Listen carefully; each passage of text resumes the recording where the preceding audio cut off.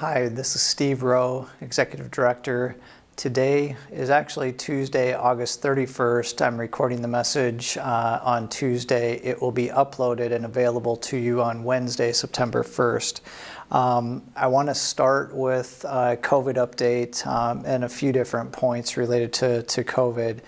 As you are most likely aware, we are currently in an outbreak status. Outbreak is defined as even one positive employee, and unfortunately over the weekend we did have an employee who works primarily in assisted living test positive. When that happens, we are required to test the residents who live in the area. So we became aware of the positive test on Saturday. Kim Bergen-Jackson was in, and we got residents tested who live in assisted living on Sunday. Fortunately, all of our residents have tested negative. They will be tested again on Friday, and we need to test every few days for a 2-week period from potential exposure. So hopefully we'll continue to keep the cases isolated just to one at a time and no resident exposures or infections, but we are in the midst of dealing with it again, unfortunately. While we're in this 2-week testing period, unfortunately, our assisted living residents aren't able to come out of assisted living. So it's kind of a huge step backwards for us, needing to impose a restriction like that. And I apologize to all of our assisted living residents who are watching this message and you're stuck just within the AL area currently. So we've got 11 days to go, 10 days by the time you see this message, and we'll just keep plugging away and trying to keep everybody safe. Second thing related to COVID, case counts continue to be high in Johnson County. The data that we use to update our tracking is only updated on a weekly basis. I just updated it today, August 31st, but the data is actually only available through August 24th currently, so we're basically a week behind.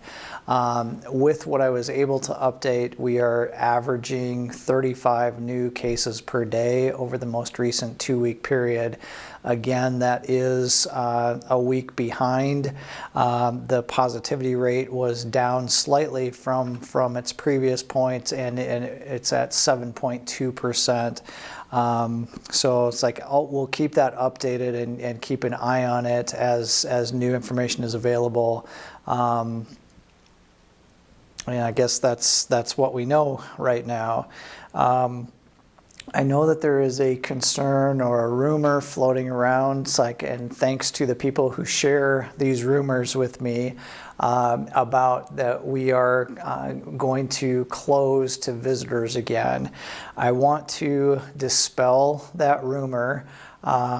It is not correct. Kim Bergen-Jackson and I have actually talked about that, and we both feel that we're at a very different point in the pandemic than we were when we needed to close to visitor access back last spring or summer, whenever that occurred.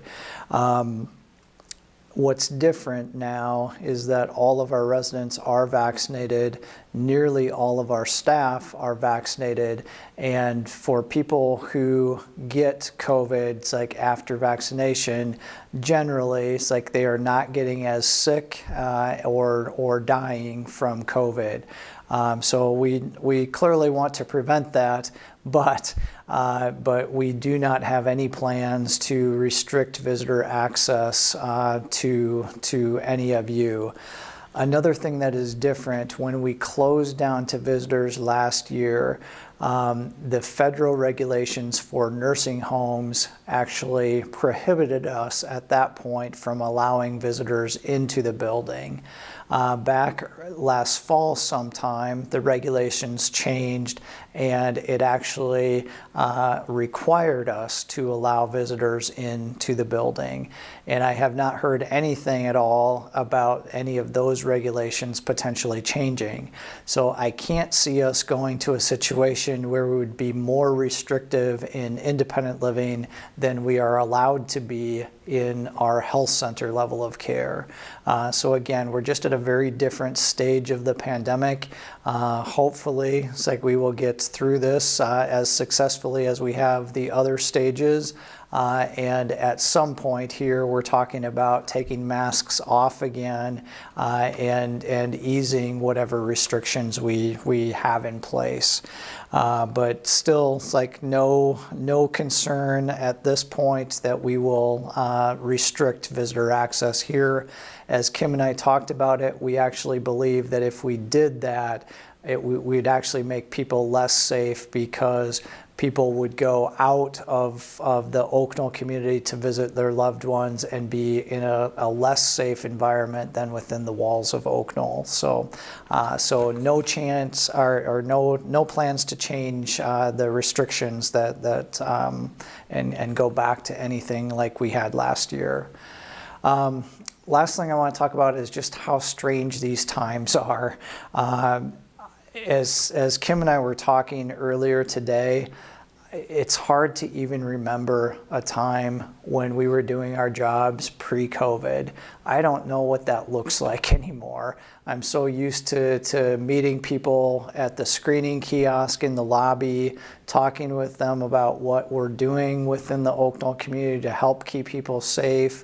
And most recently now talking with people again with my mask on, which blows a lot of hot air up into my face, and I get very hot and sweaty as I'm doing prospective resident appointments with people with my mask on. I'm looking forward to when we don't have to do that anymore, but things are just strange all over. And just a couple of examples, like we've got this incredible supply chain disruption, and it doesn't matter whether you're trying to buy a car or a medicine cabinet, a bus, windows, appliances. It seems like everything has been disrupted for different reasons. Appliances, a lot of refrigerators that we buy, there's a component to refrigerators that comes out of Texas, and when Texas had their big freeze last winter, it shut everything down, and it's like that gets blamed all the time for why appliances are back ordered. We know that car lots are sitting almost empty in some cases because of semiconductors and not being able to produce cars the way that we need to. Many businesses around town have open positions. There are some services that we've tried to request from a local business. Even getting a quote for a service is sometimes a challenge.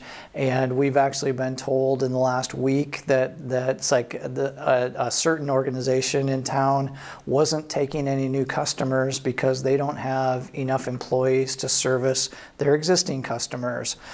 Sound familiar?